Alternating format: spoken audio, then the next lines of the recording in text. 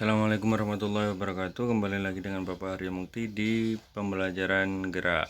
Untuk pertemuan kali ini kita akan membahas mengenai persepsi perkembangan geraknya. Persepsi sendiri itu adalah proses yang mana kita memperoleh suatu kesadaran sesaat apa yang terjadi di luar tubuh kita. Jadi tubuh kita memiliki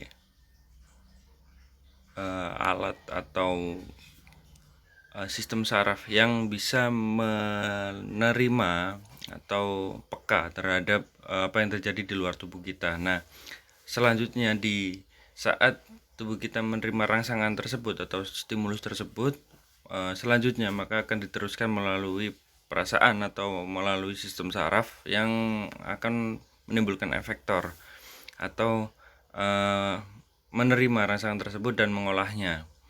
Nah, setelah proses tersebut dilakukan, maka analisis dari tubuh kita secara langsung akan melakukan, kalau misalkan kita dilempar bola atau seperti apa. Nah, tubuh kita atau kita sendiri akan merespon bagaimana bola tersebut berjalan, kecepatannya berapa, ukurannya berapa, dan seterusnya. Nah, maka selanjutnya hasil dari kemampuan menerima informasi tersebut itu yang dinamakan dari persepsi geraknya.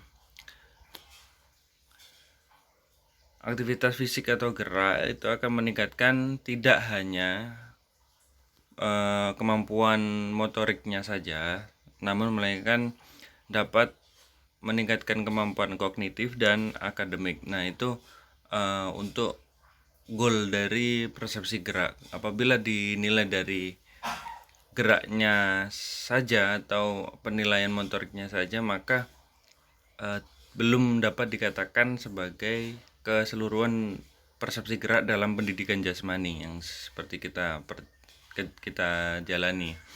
Jadi kalau misalkan persepsi gerak pada kata tunggalnya atau geraknya saja, itu termasuk ke dalam persepsinya. Namun ketika kita membicarakan mengenai dalam pembelajaran pendidikan jasmani, maka kemampuan kognitif dan akademik harus diikutkan untuk pada saat kita menjelaskan atau melakukan pembelajaran aktivitas pendidikan jasmani. Maka saya katakan lagi, aktivitas fisik atau gerak itu juga meningkatkan kemampuan kognitif dan kemampuan akademik. Baru dikatakan persepsi gerak dalam pendidikan jasmani. Untuk input dan outputnya, persepsi nilai dari penerimaan informasi dari lingkungan yang saya katakan di awal tadi. Di awal Bapak katakan persepsi merupakan rangsangan. Jadi persepsi ini itu dilihatnya atau penilaian kita itu salah satu bentuk respon dari tubuh kita. Jadi ketika misal contoh seorang kiper menerima bola, maka terjadi respon yang entah itu diterima atau ditela atau ditinju. Nah, itu merupakan hasil dari persepsi.